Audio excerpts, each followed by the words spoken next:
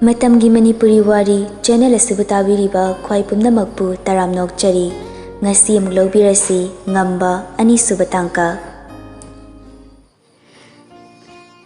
JOK company Manipur gi oina khwaidagi chawba company ni haibiyai tongan ba branch kaya hangduna leibani branch mayamgi manungda JOK finance su amani Manipur gi oina leiriba achaw business tawba miyoi natraga company macha singda invest tawbani achaw senthang thadaduna tha amada branch asidagi around 1 crore gi maya lakpani adubu makhoini invest tawriba man oina company macha sing amadi atopa businessman khara makhoidagi mai leiduna diamond finance to oina onsin kibani Diamond Finance su yamna machin tumkhalakliba bank amani macha dagi hauraga achaw company singda invest tawbani hena mai pakpa ma oinaba honabada JOK Finance dagi khara haizinduna lamsillubani singnarakpada akibagi masak oibani Ngamba mangonda sympathy haibagi word sigi mafam leite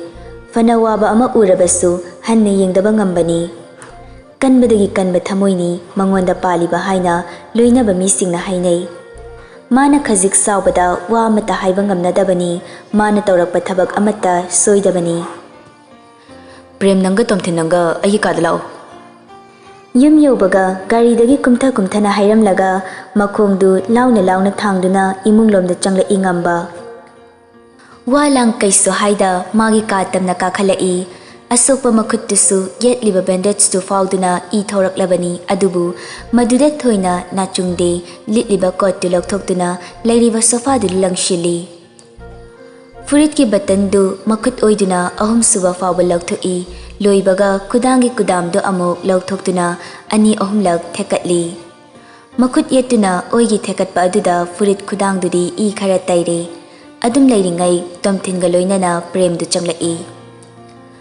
Ngamba changsinduna mayai oina thariba sofa dura fami aduga makut kuningdu khuruda sauduna masadu haifet konthaduna phamo ani disu changshinduna nakan gi thariba sofa dura famthai ngamba makutu laushinaduna khadang mapare thamduna yai ferel habna tro ngasai do mani damba kamdobano tomthinna hairei Diamond Finance ki hauzi CEO ki post leibani magi mapaloyana chairman oiduna leibani hauzi makhoi gi business Manipur da chawna tawi atopa Manipur gi mapanda investor haibigi pausu newspaper singda hapkiba lekre makhoi gi bank asigi yanglin saru oribasi Imphal da leiba branch asina ori atopa branch singdagi masina ka hena mathok tawboy aikhoi dagi handak lokriba sing asisu masigi bank asina ngaktani Ngamba hariba singdu munna taraba matung sukna yengduna hangai kari maramgino haibadi karigi branch machaduna aduk chawba thabak ama tawba ngambano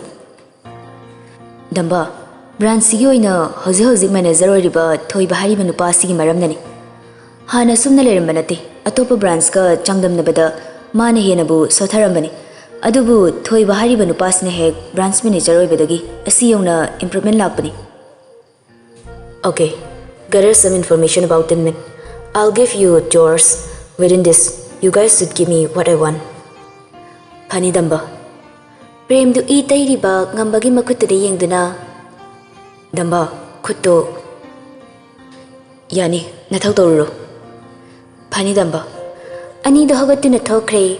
Makhoi na thokibaga ngamba sa hogatuna bathroom da changduna fresh oithoi aduga anauba comfortable oiba dress setuna makuttu amu mathanta nauna dressing tawna bahonai handak sumong maril di tadri adubu adumak yanaba yatsinkhre laptop tu puthoktuna kai no areiba thabak sing yengduna tawba yaba tokthoi pungkhai mukki matung phamungda leiriba phone du call lai Ngamba mangaktu khajik leiduna yengbada prem gi oirami receive tawduna loudspeaker do on tawi hayo dambana haibado mail tawhrabani oh okay I check tawrage call du kaktuna mani yengambadu back chatuna prem na tharakliba mail du changduna yengi nupa miyai chalaba magi photo na ihan hana thawrai name Sairem Thoiba Singh, husband of Sairem Ongbi Priya Devi, address Nambol, age 46, total family member 4. Ngamba makhatana yengthabagi mahut mamittu mathakta haifet onkhatuna yengaga chinbaldu khazik lengduna nokfit tawi. Nakanda leiriba phone du lauduna haujikta tawraamba premgi number du da fat dial tawshili. Sidam talaw. Wadu haibaga phone du fat ka e minute fade premna falama konduna changapadu. Ngamba na hangadawa wahang hanana khangbagi mawngni. Ngamba sumit yengdu haifet hongduna changa iba prem da thama e. Prem du changsinduna pairak liba file du ngambagi mangdu thammi. Ngamba hangdoktriba file du da yengaba matung prem de yengduna. Pamu, aduga fazana hayo. Prem su ngambagi nakanda famthara e aduga file du hangdoktuna photo maputhora e. Nupini laisabi machani. Ningtamna nokpagi mamini. Ngamba pisumani du sukchinduna yengi. Prem na haiba hora e. Manager thoibagi macha amakhakni. Dambana uribase thoibagi macha nupi sanani. Handa first year da admission tawbada yawbani. Thoibana ka hena luna tawzabani. Macha nabu pamlabadi pumnamak pigani haiba makhalgi mapani. Sigi maramda kharaga hairo. Kina mawna yokpagi khara ngawba langba ngangni. Lairik laisuda thawai kaya yawde. Kiba langbana hena pami. Hauziki oina ekhoina chijinba matamda magi boyfriend laibagi clue diam ta phangde. Ngamba makoktu amuktang nomi premda pisumdu inkhattuna yengaga. 4 family member laibada amana kana. Manager thoibagi ayokpa macha Braden ni. Luhonglaba matung kuina macha yawdabadagi yokiba oira mali. Nupi dugana kanana haliba. Nupaduna halidamba. Nupadu hazik Jennings Hospital da PG tawri. Kari line da. Neuro da oira mali. Makoigi family da yanadabagumba amata leite. Adugumbadi leite. Family ama oina yamna matik chaba family ni haina lekai aduda maming chatli. Yai Farelga makoi family ga anigi condition akamdawano. Yai Farelga Braden ga marup oina tinabani. Makoi anigi maridagi thoibana manager oikiba oira mali. Close oina dum loine family anima. Yai Farel su thoibagi yumda laktuna changthok chakshin toina tawi. Ngamba makoktu tapna nomi lairiba photo du makhutuna paiduna mai manak nakna thangjinduna yengi yamna munna. Thoibagi yumdani thoiba thabak halakpagi mafi hongdoi. Priyana nakanda leptuna mapuribana set liba fi singdu ningthina thupchili. Nachanupi di leitabra. Mukhon mawagam ta tadabasibo. Karino birthday party ama chatkani haidana magi kada loshilhobani. Oh, ibungodi. Halaktri ngahak lairabudi halani. Kanagi birthday party nune nachanupi na chatni haidubo. Mama nabigine ye khara ngangbiu ko nachase ka helabani. Kanaga chatoribani haige. Ho mathanta chatni ye. Mabung la aga thilanbe yade bro. Nakhoi na pana cha hainaruro duna. Thoiba mafi hongba loibaga kadagi thora e. Priyadi firol du thupchinduna kada dum lehore. Second floor da leiriba machanupi kada la e. Machagi thongdu hangdoktuna changakpada loire kadu pungchai chaiduna lerami. E, icha sana, kainu tori meyam side. Kabartagi chingthorakpa fi mayamduna phamungdagi hendoktana floor yauna pungchai chaiduna leire. Achaiba mayam maraktuda mana dressing table mamangduda famduna lipstick sangnaba tawribadu ubada thoibana ngakna hanglakpani. Kaidorage ba? Mingseldre yengna hanga e. Thoiba makhada tariba furit frog skirt mayamdu makhutna pulap paishinduna lokhatlaga phamungda thami. Phamungda chekhairiba mayamdusu khomjinduna pulap paishinduna thamaga phamung machidura famthaduna. Kari khuloishano haiwani pungchai chaibasibo. Lipstick sangbadu loiraga mapadon sinduna litliba red color gi khumit yongna chonba pikna mari amakhak panba thabakta V shape ta khara kotpa tungsu kotpa frog tu maning mamang huthut laiduna. Phajaba khanbai ni aigi dress se phajabra hairstyle siga dressing siga sanabra ba. Chauna curly tawduna mangda khara thadariba masamdusu makhutna paiboi nanboi tawduna hanga e. Thoiba pisum haifet suktuna. Phuritu bu kon mandro.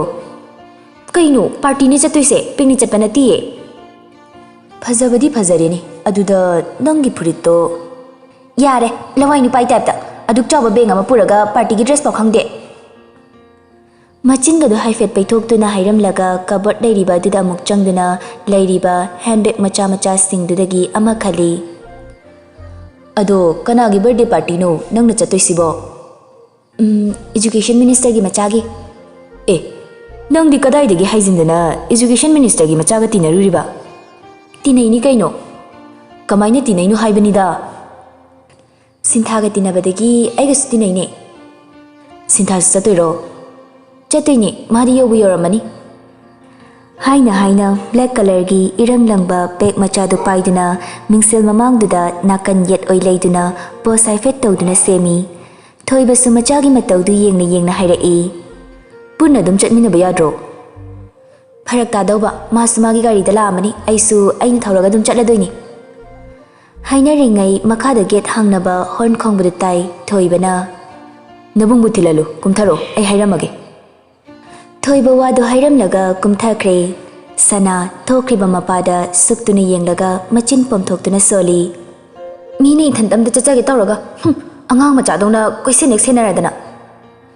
Ngangna kumtharai.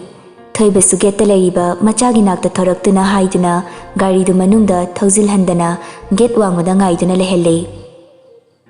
Sana du mamada manam namhalaga packing ningthina tawraba box machaduma konduna thoraktuna gari da kakhali. Fazana thimbiramu gari gado tamna thauko. Thoiba asengam yaudana bahaiduna machanupada sinai bradensu nokfit tawduna. Hoiba Ani du gari du thauba hore braden machanupigi dress da haifet yengaga gari du khami sana mabungdi yengduna. Kaidoroge dacho? Maning sitta leriba fi du lamduna lauraga machanda pirai. Na fi du yengba nungaiti se si insalo. Kemu basu natabasibu. Ngarang ngangduna piraiba fi du lauduna masada haifet insili gari du muk thaurakduna makoina lakliba mafamdu yaubaga khami. Gate da khambada manungde sei thaduna langbangi makhol tai. Mamsilaklabani pung tarung makhai tasilaklabani gate manakta gari khamba sui khara chawna sinba oiramgadawa mali mongdu. Hore lamdai da phone taro ai lake. Halakpadi sinthaga dum halage da cho. Sinthaga nanga line punbasu natana mingona mu yelanu ai dum lake loraga haro. Hoi. Fido dum ilaga chango. Masada yatsilambadu lauthoki tawbaduda braden na hairakpani. Sana garidagi kumthaduna fidu maningdagi puraktuna makut anida haifet yetboy kaiboy mawong tana stemlaga gift box tu makut namana konduna braden gi sit adomda laktuna haifet nonthaduna. Dacho ai changage. Hoi ngausinaga Khuning awang biduga makhong tu thangduna get lomda changlai. Security leiribaduna thong hangduna manungda changai. Fanayami tilamiba miyamdu masak khangdabana nambani. Ma changakpa ubada birthday girl oiriba leinadu nokmi changaktuna mabu oi. Kaigino thengisibo ngantana lao haraga. Sana nokvet tawduna makhutna pariba box tu piduna. Keringai thengdokhrine aidi ngana lakin tawjabani. Anyway, happy birthday. Tawni. Thank you. Sinta hoisu manungda leibani changaslao. Kona duna changai manungda sinthasu manungda mayamga punduna wari tawrami. Thonglomdagi sanana leinaga changakpa ubada noktuna mayam leiridudagi thoraktuna sana khoigi manakta lai. Yahau theng. Nangdi thabak leitabani na ngantana lai oramni. Aidi thabak yam chilleba nangna hena khangi natro. Hoi yare lembadai lemba nangmuk lemba leitre. Mayam loi khangna lerabani natra leina. Leina sinok laga khangdiko ai kanai michang changdino gyan tadre. Leina mapana mila hawi amta tholoi. Nupa mana changaktuna hairakpani leina du ani duda makhuttu haifet paiduna. Leiramuko. Hoi thoro. Leina du mapande thokre ani du mayam leiribaduda changsinduna mayamga wari tawi. Sak khangna dabasu wari tawduna khangnai sel paiba mi makhal suri haibiyai dilliba mayamdu. Sanaga senthaga du mapanda thosi haiduna mapanda tapli makhutta juice glass amamam paiduna thorai. ꯑꯅꯤꯗꯨꯅ ꯊꯣꯔꯛꯄꯗ ꯅꯥꯀꯟꯗꯒꯤ ꯅꯨꯄꯥ ꯑꯃꯅ ꯁꯤꯟꯊꯥ ꯅꯠꯇ꯭ꯔꯣ? ꯑꯅꯤꯗꯨ ꯅꯨꯄꯥꯗꯨꯗ ꯌꯦꯡꯂꯛꯏ ꯁꯤꯟꯊꯥꯗꯨ ꯅꯣꯛꯐꯦꯠ ꯇꯧꯗꯨꯅ ꯑꯌꯥ ꯗꯥ James ꯌꯥꯝ ꯊꯥꯖꯗꯅ ꯁꯅꯥꯗꯨ ꯁꯤꯟꯊꯥꯗ ꯌꯦꯡꯗꯨꯅ ꯑꯩ ꯑꯁꯥꯏꯗ ꯂꯩꯔꯝꯃꯒꯦꯀꯣ. ꯍꯣꯏ. ꯁꯅꯥꯗꯨ ꯒ꯭ꯂꯥꯁꯇꯨ ꯄꯥꯏꯅ ꯄꯥꯏꯅ ꯑꯁꯨꯝ ꯇꯞꯂꯤ ꯇꯞꯂꯤ ꯃꯈꯣꯡꯗꯨ ꯊꯥꯡꯗꯨꯅ ꯆꯠꯂꯤ. ꯈꯪꯅ ꯆꯥꯟꯅꯕ ꯑꯃꯠꯇ ꯌꯥꯎꯔꯝꯗ꯭ꯔꯦ. ꯈꯔ ꯈꯛ ꯅꯠꯇꯅ ꯈꯪꯕ ꯈꯔꯗꯨꯁꯨ ꯃꯤ ꯑꯃ ꯑꯅꯤ ꯄꯨꯟꯁꯤꯟꯗꯨꯅ ꯋꯥꯔꯤ ꯁꯥꯗꯨꯅ ꯂꯩꯈ꯭ꯔꯦ. ꯁꯨꯝ ꯂꯥꯛꯄꯗ ꯇꯨꯡ ꯍꯟꯗꯨꯅ ꯂꯩꯍꯧꯔꯤꯕ ꯁꯤꯟꯊꯥꯕꯨ ꯌꯦꯡꯕꯗ ꯁꯤꯟꯊꯥꯗꯨ ꯅꯣꯛꯇꯨꯅ ꯖꯦꯝꯁꯀ ꯋꯥꯔꯤ ꯁꯥꯕꯗꯨ ꯎꯕꯗ ꯃꯥꯁꯨ ꯅꯣꯛꯐꯦꯠ ꯇꯧꯗꯨꯅ ꯃꯃꯥꯏ ꯂꯩꯊꯣꯔꯛꯄꯗ ꯃꯈꯨꯠꯅ ꯄꯥꯏꯔꯤꯕ ꯒ꯭ꯂꯥꯁꯇꯨꯒ ꯀꯩꯒ ꯅꯨꯄꯥ ꯑꯃꯒꯤ ꯊꯕꯥꯛꯇ ꯊꯦꯡꯖꯤꯜꯂꯨꯏ. ꯁꯅꯥ ꯈꯪꯕꯣꯏ ꯀꯩꯕꯣꯏ ꯃꯃꯥꯏꯗꯨ ꯐꯠ ꯑꯣꯟꯁꯤꯟꯗꯨꯅ ꯌꯦꯡꯂꯛꯏ. ꯑꯉꯧꯕ ꯃꯆꯨꯒꯤ ꯐꯨꯔꯤꯠꯇꯨꯗ ꯖꯨꯁꯇꯨꯅ ꯍꯩꯖꯤꯟꯕꯒꯤ ꯃꯌꯦꯛ ꯁꯦꯡꯅ ꯆꯨꯗꯨꯅ ꯂꯩꯕꯗꯨ ꯎꯕꯗ ꯄꯥꯈꯠꯅ ꯃꯃꯥꯏ ꯅꯣꯟꯈꯠꯇꯨꯅ ꯌꯦꯡꯂꯛꯏ.